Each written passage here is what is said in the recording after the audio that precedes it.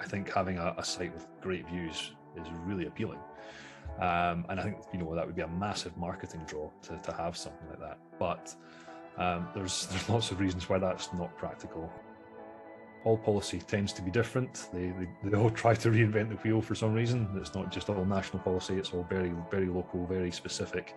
And usually it's not black and white. There's always a little bit of ambiguity in the policy that I think is there to give planners a little bit of wiggle room here and there.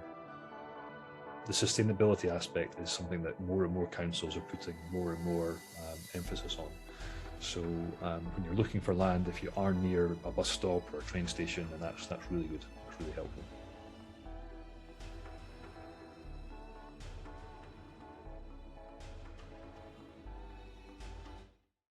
Hello and welcome back to the Glampitect podcast. It's been a little while since we've done one of these. I'm afraid the Glamping Show 2021 has sort of taken priority at the company. We had a really good time there last month, speaking to lots of prospective site owners and even some old clients of ours. So we've had lots of business through that, and it's been sort of full steam ahead with Glamping Show leads over the last month or so. But we are trying to get back to a more regular podcast routine now. So this is the first of that, and then hopefully we carry on at the usual schedule moving forwards. Today's guest is on for his third appearance, Ali Young, co-founder and director of Glampitect and NC500 Pods. If you want to listen to his previous episodes, you can go back and have a listen to those. But today we're going to dig specifically into buying land. That's partly come about because we spoke to so many people at the Glamping Show who want to start a glamping site but don't have land and don't really know where to start. And it's a lot more complicated than just picking the first nice piece of land that you come across. So we're going to talk about that, the kind of things that you should be looking out for, the pitfalls in the process. And we picked the right person to speak to today on that, because when he was looking for his second site of the NC500 Pods brand in Brora, he had to go on a bit of a land search as well with his business partner, Callum. So he's in a good position to talk to us about these kind of things. But before we get into the specifics, could you please, Ali, just run us through the process that you went through when you were looking for land for your second glamping pod site? Yeah, absolutely. Hello, everyone. Good to be back. So yeah, our second site in Brora, our search criteria was probably a little bit different because we were on the North Coast 500 route and we wanted to stay there for a different site. So we were kind of bound by where we were searching for, but we ended up trying to set up relationships with estate agents to be first to hear if there was new bits of land, and that had mixed results. I think eventually we did end up finding this piece of land through a relationship with an estate agent. So that was that was ultimately successful, although there were some quirks to that along the way that we'll probably get into later in our discussion. But there's certainly lots of other ways that you can look for land, and we're now looking for another piece of land for our next site, and we're using different methods to look for land now, because although having a good relationship with an estate agent is good, it's certainly not the whole market, and we want to try and get the best piece of land possible we can, and that means speaking to everybody, really. Great. And yeah, I said in the intro there that it's not the case of just picking the first nice plot of land that you see. And there are various reasons for that. But could you just tell us why it's not all about appearance when you're looking for land suitable for a glamping site? Yeah, so I think it's quite normal for people to have a vision in their minds of what they want their glamping site to be. And sometimes you can look at a piece of land and that can align quite well with your vision, and you can see it working really well, and maybe it's got great views and it's going to attract lots of guests, and guests will love this about the site, or they'll love something else about it. But quite often that is completely polar opposite to what a planner would make of your proposal based on the site features, the area, the policy for that piece of land. So there's loads of things to consider when looking at a piece of land, and I think it's natural for people to jump to the kind of business side of it rather than the planning or the construction or the access even. And all of these things are really important, and can really influence whether or not your site's going to gain planning approval, and ultimately, be possible. Right. And so before we dig into specifics, could you just run us through a brief list of the kind of things that you might be want to look out for when you're looking for land, and then we can, dive into those on an individual basis? Yep, no, absolutely. So the first thing's probably the land designation. So I'm sure we'll talk about this in more detail shortly, but things like, is it green belt? Is it an area of outstanding natural beauty? Is there any other kind of specific policy that would be preventative for a tourist accommodation site there? So that's the first thing. Flood risk is another one. That's not always immediately obvious. So there are ways and means of checking that. Access is a big one. You need to, if you need to put in a new access point, then having good kind of visibility of the road that you want to join onto is really important. Gradient is another big one. So that can have implications for drainage, as well as how you're going to site your units on a slope. Are you going to excavate a piece of the land? Are you going to build the level up? And there's pros and cons of doing each. And as well, the gradient is also a factor for planning. If your units are going to be on the side of a hill, it's more than likely they're going to stand out against the skyline and probably be seen to be more impactful for the landscape. So also things like power, water, how close are you to a grid connection? And if it's far away, what are the implications? How much power can you get to that site?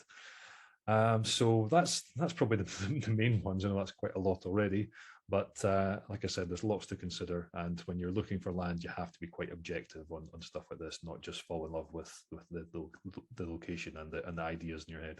Right. So the first thing you mentioned there is land designation. To someone who has no idea what that means, could you define what is meant by land designation? Yeah, certainly. So when a council creates their planning policy, they quite often split their council area up into sections or areas, and they will assign certain pieces of the area to different pieces of policy. So if it's really pretty countryside, it's quite likely that it's going to be greenbelt or an area of outstanding natural beauty, where planning policy is specifically for that area, tends to be much more restrictive to any form of development. It could be that there is a protected species on the land, and there'll be specific policy for that, which again could be quite restrictive for your glamping idea. And it's the same thing with archaeological artifacts. If there's anything like that nearby that's been found historically, that whole area could be covered by specific policy. To minerals below the ground that need to be protected. So the policy is all kind of geared towards protecting what's there for future generations, really, so that it will be quite a consideration if you want to put glamping or any form of development on that land. It doesn't necessarily mean if a piece of land you find does have those designations that you won't be able to get planning permission, but it'll certainly make it a little bit trickier, and it'll mean that your planning application will need to be really thorough and have a really good kind of justification for putting the site there. So that's kind of where I think Glampitect comes into it. We see loads of planning applications that have had to overcome policy like this. So we've got quite a good idea of what to do when there is one of these bits of designation that makes a site tricky. So yeah, I think that's the point. Is if you do have a bit of land that you're wanting to develop, speak to an industry expert, and that's your best chance of overcoming the tricky policy. What are some examples of land designations that can be tricky during the planning process? So greenbelt's probably the most common one people will come across, and this kind of filters down from national planning policy, so it affects the whole of the UK. And the wording is that there's a presumption against development in these areas. So usually there has to be very good reason or very special circumstances is the terminology for overcoming or overturning that policy and allowing the development to go ahead. So again, council policy does vary, and some councils are more, I suppose the word's lenient with that policy, that and will allow it for less of a special circumstance. But I've seen things like scout huts that want to expand to allow parents to stay, and for like weekend activities and things like that. Something that's helping the community as well as, rather than just the developer, I think is where that comes into it. So generally the planning departments will kind of take a step back and view everything, as a bigger picture. But there has to be a benefit for the area in terms of people that live there, the economy, the biodiversity, ecology, that kind of thing. That it all has to add up to a positive story that is a net benefit. Other kind of typical policy we see that can be restrictive if there's scientific interest. So again, that could be biological or some other kind of scientific interest that means that area has to be protected, and there's a specific set of policy that will be has to be satisfied before a development can go ahead. So it's all quite specific to the council that you're in, and even to the area within the council that you are. So all policy tends to be different. They all try to reinvent the wheel for some reason. It's not just all national policy, it's all very, very local, very specific. And usually it's not black and white. There's always a little bit of ambiguity in the policy that I think is there to give planners a little bit of wiggle room here and there. But it means that it's very hard for us to say sometimes that yes, that'll be okay for a glamping development, or no, it won't. So it's always a little bit subjective. Yeah, I think that's important to emphasize at the end there as well, how it's very much a council by council basis. One council's view of an area of outstanding natural beauty might be a lot more lenient or a lot stricter than the council down the road. So it's really important to focus on your specific council. And that's something that we do in our feasibility studies, where we trawl through the local council's policies. Moving on to the next one that you mentioned, which was flood risk. On a general note, how does flood risk affect the suitability of land for a glamping site? Yeah, so an interesting one. If there's some history of flooding, and there are government produced maps that will show you where the flood risks are. So if there's some minor risk of flooding, usually that can be overcome with the risk assessment or some other justification. But it's very unlikely that if there's a high risk of flooding that you're going to be able to develop on it, and that's any kind of development, without very expensive flood risks being designed and built. So it can get quite restrictive and quite complicated very quickly. But the idea here is that you're protecting the people that are going to be using the site. So you don't want to come on your holiday and all of a sudden be a meter underwater. Although that said, some of the justification for developing in a flood risk for this kind of development for tourist accommodation purposes, it's a little bit different to housing, for example, because if a storm's coming and you live there, there's not much you can do. You're going to have to just sit out the storm and see what happens. But if you're going on holiday and the storm's coming, you can just stay at home and not go to where these pods are in a higher flood risk area, for example. So a little bit of kind of management can come into it as well when it comes to tourist accommodation, but typically that's a small kind of offsetting of the bigger issue of the flood risk is there, whether you like it or not, and there's not an awful lot you can do other than maybe try and raise the level of the units a little bit so that at least they're out of the flood zone a little. Sometimes that can help. Generally, it's quite tough to develop in an area where there's high flood risk. And if the land is a bit larger and there are patches of flood risk rather than the whole of the land being in a high risk flood zone, there are things you can do around that, right, as well, in terms of maybe siting the units in the areas of the land where there is less of a flood risk. Yeah, absolutely. It's just common sense, really, isn't it? If you do have land that's a little bit higher in terms of gradient or a little bit further away from the flood zone, it makes absolute sense to position them there. Sometimes that can be conflicting with other aspects of the site. So, it might mean that they're a little bit more prominent against the landscape, or the units, I mean. So that can be a little bit kind of good in one sense and bad in another when it comes to planning. But yeah, absolutely makes sense to move away from flood zones if you have the space to do so. Right, and you mentioned gradient there. Let's move on to that one now. As a layman, if I was to, think about a piece of land that is nice and hilly, really steep, but you can put your units on right on the top with a really nice view of the countryside. That sounds perfect, but I don't think it's as easy as that, is it?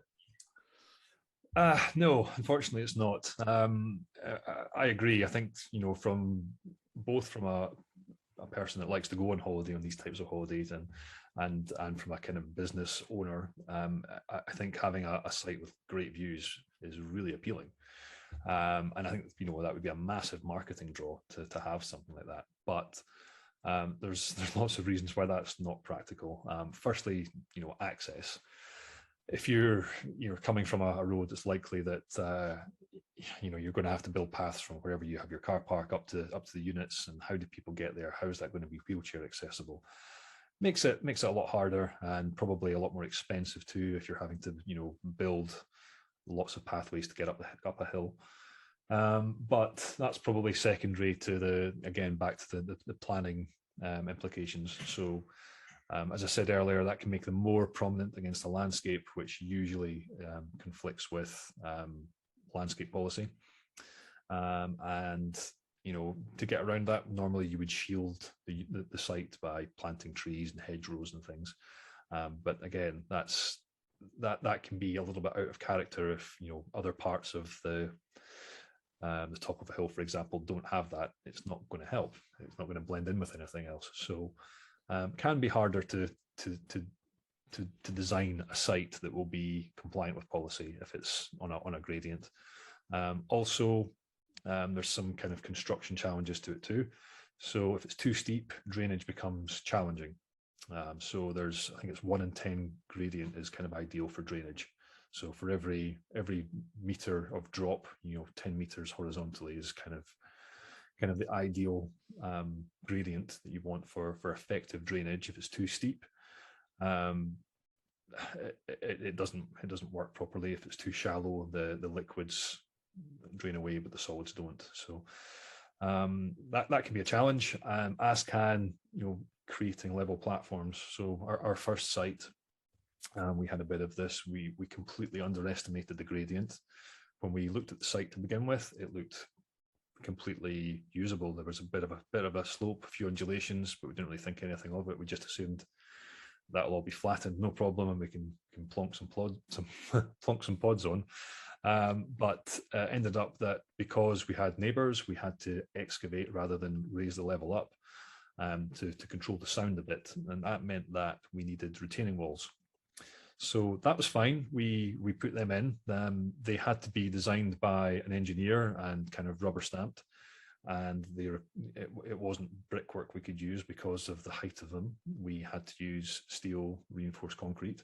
So the cost of the wall alone was £14,000, and that was something we hadn't budgeted for. So it was a bit of a shock at the time, but we were able to manage it somehow by big stealing and borrowing a bit of money. But yeah, I mean, if you had the choice between a flat piece of ground and one that was quite hilly, I would probably go for the flat one every time, even if it means sacrificing some better views. I think glamping's a big enough draw just now that that you're not going to sacrifice an awful lot of demand by doing that. One thing that we actually focus quite a lot on in our feasibility studies is access issues. I think they can be a bit of a showstopper when it comes to planning applications. So what do we mean by access in this context, and what would you have to look out for when you're trying to find a piece of land with suitable access? Sure. So I guess I'll answer this in two parts. The first part will be traditional access, so how you're going to drive to the site, so vehicular access, and the second part will be public transport. So firstly, most councils will insist that there's at least one space per pod or per unit when you design your site. So that's fine. But then there's also the kind of the road safety element as well. So if you need to put in a new access point, or even if there's already one there, the highways department are probably going to look at this in quite a bit of detail, because they want to make sure that if it's a new junction you're putting in, that it's done safely and has the required sight lines to the left and right that you need for that. And that they can be quite long distances that you need to see for 60-mile-an-hour road, which most of kind of rural UK seems to be national speed limit. You need 250 meters vision each way, unrestricted. Now, most rural roads aren't straight, so you don't have that. So, you can kind of mitigate it to some extent by doing a road survey or traffic survey, so measuring how many cars go by in a given period and what their average speed is. And if it's lower than the kind of speed limit of the road, sometimes that can be enough to allow the highways department to relax the visibility distances.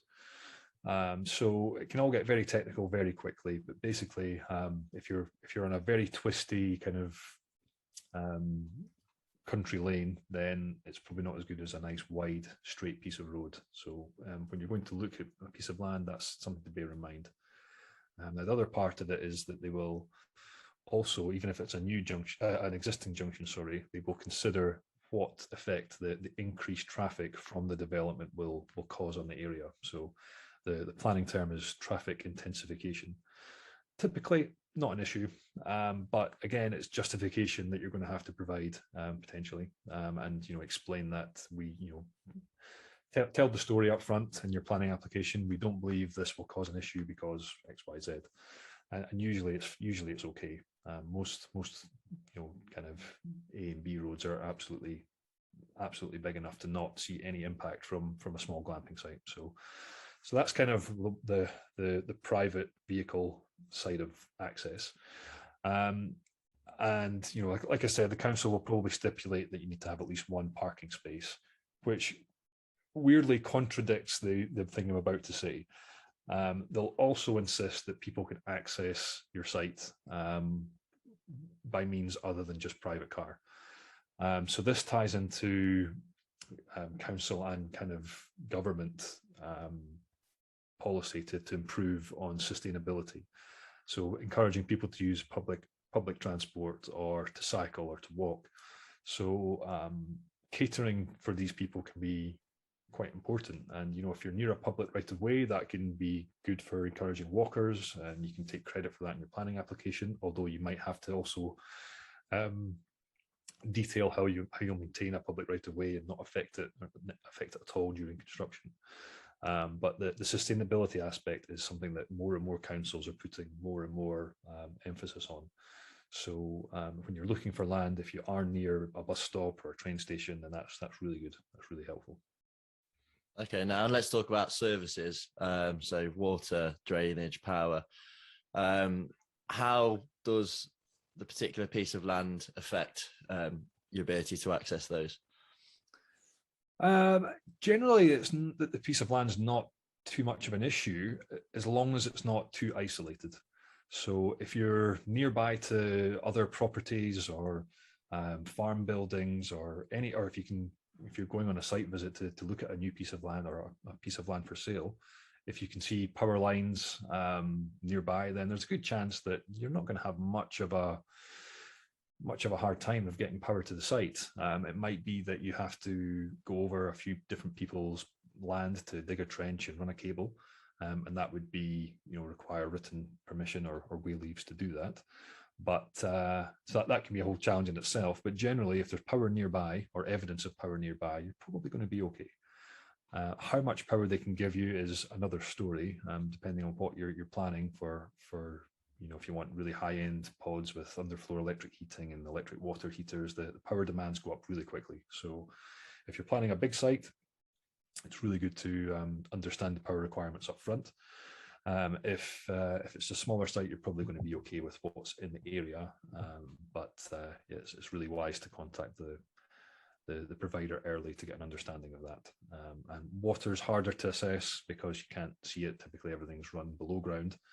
But the same kind of logic applies. If there are buildings nearby, they're going to have a water solution, so it's likely that you'll be able to do what they've done. Didn't you have an issue on one of your sites with, was it the electricity or the internet supply? And you had to change your plans or something like that? Yeah, we did. So this was our first site, and it was, again, a very remote location, in the Highlands of Scotland. And there was, believe it or not, a BT phone cable that, a network that runs past the site, because we're actually very close to an old BT phone box, even though that's not really used these days.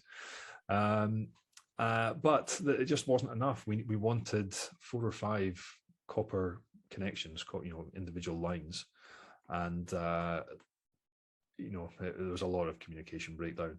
We were told by the person on the other end of the phone that, there's a supply there, you can have whatever you like. Turned out there were only actually 2 available slots, which weren't enough. And when they came to install it the first time, they kind of scratched their head and drove away, and that just seemed to keep happening, and we weren't getting anywhere. So months went by from our first point of contact, and we still didn't have our phone lines installed. So we explored some other options. 4G Wi-Fi would probably have been okay. Not ideal, I would say. Probably want something a bit faster, but that would have been okay. But because we were so remote, we didn't have the signal there. So we ended up going with a satellite broadband solution, which I was a little bit skeptical about, both in terms of cost and in terms of performance. But the cost has been really reasonable, actually. We have a Wi-Fi network for each of our 4 pods, an individual network for each one. So I think it's £105 a month, and that dividing that by 4, one for each unit, then it's pretty reasonable. It's almost comparable to what I pay for our Wi-Fi at home. So pleased with that, and the performance has been fine. Once the dish went out of alignment when there were really high winds, but we've figured out how to put that right, and we've built a kind of protective structure around it now, and it hasn't happened again, touch wood. And yeah, it's been a very quick system to install and set up, and it was a pleasure to deal with the people that did it after trying for so long with the BT solution. So yeah, lots of different options are available if there's nothing in the area for telecoms, for power and water. But I would say that if you do have the ability to connect to a network, a nearby grid connection for power or water network, then that's got to be your first protocol. It's cheapest solution, no doubt, and the easiest, and probably the most reliable as well. Excellent. I think we've run through the list of things that you mentioned to look out for at the start. One thing I think we didn't mention is the size of the land itself. And obviously this is going to vary depending on the style of site that you want and how many units you want to put on. But what's a rough kind of guide for the amount of space you want per unit on your site? Yeah, sure. So we've done some sums on this, and basically the philosophy that we've used was you need a certain amount of fire gap between units, and you can't just have them as close as you like. So that again varies from region to region, but typically it's about 5 meters you want between the units. So we've kind of done some sums to work out a rule of thumb on that. So taking into account a bit of space, paths and parking as well, you probably want about 200 square meters per unit. Now, in terms of acres, it's a really, really small number. I can't remember exactly what the conversion is there, but for your typical 4-pod site or 4 shepherd hut site, whatever you're planning, I would say you'd need about 1,000 meters squared. So that would include maybe some drainage as well if you had to put in a private drainage system. So the good news is that most pieces of land are much, much bigger. Our first site that I've mentioned a few times, it was less than 0.2 of an acre, and we have 4 pods on there with the required spacing. Ideally, we'd probably space them out a little bit more if we could, but it's quite a small site and we're quite restricted. So yeah, 200 meters squared per unit is a good rule of thumb. But if you want to be a little bit more kind of exclusive and give your guests a little bit more privacy, space that out a bit more. But yeah, from typically what I see from looking at pieces of land, they're more than big enough usually. Brilliant. And we've looked at the kind of factors that go into when you're searching for a suitable piece of land for a glamping site. Is there one pitfall in particular that you say you should look out for when going through that process? All the things are quite important. I think gradient's a big one, because it seems like there's more that can go wrong with gradient than the others, but they're all quite important. Yeah, I think that's really it. As a general rule, I think you have to consider everything. So I don't think there's one big thing to look out for, but gradient seems to be bigger than most. It seems to have implications for planning and for construction and for operating the site. So that's quite a big one. I don't really have a rule of thumb of how steep is too steep, but if you're on a very hilly site, I would say that's probably not the best. Right, and we've mentioned a couple of times throughout this episode feasibility studies. They're the first point of contact that we have with a client, and that does a range of things, but what we're going to focus on here is the planning and construction side of things. So Ali, what can we do for someone who comes with us with a piece of land in mind and wants to know whether it's suitable for a glamping site? Yeah, well, a couple of things. We actually do have that request quite a lot. So if it's somebody that's looking to buy a piece of land and it's maybe going to a closing date quite soon, we do quite a lot of feasibility studies. We've got a lot of feasibility work to do. So we can jump onto that straight away, but typically we ask for a premium to expedite the service. So if it's something somebody's interested in, I would say have a chat with us and we'll see what we can do, see what the current workloads are like, and see what it would cost for us to jump on to have a look at it. But we would look at that in quite a bit of detail. And I would give you a really good steer on whether or not it's worth buying this piece of land with the intention to to start a glamping site on it. Perfect. Well, thank you again for coming on. It's a good one. Hopefully it's helped people who are in that position of that we spoke to a lot of people at the Glamping Show who want to start a glamping site but are looking for land. Hopefully that helps them. And if they have any questions, they can get in touch. Ali, your email address is ali@glampitect.co.uk, I imagine. That's right. ALI. Yeah. And then Glampitect is contact@glampitect.co.uk, and you can give us a ring with the number on the website as well if you have any questions. So yeah, thanks again, Ali. And I'm sure you'll be on for a fourth time at some point, but maybe a few months down the line. Excellent. Look forward to it. Thank you for listening to another episode of the Glampitect podcast. I hope you enjoyed and that you found value in today's episode. If you did, feel free to leave a rating and review on Apple Podcasts, as it really helps us move up the podcast rankings. Thank you.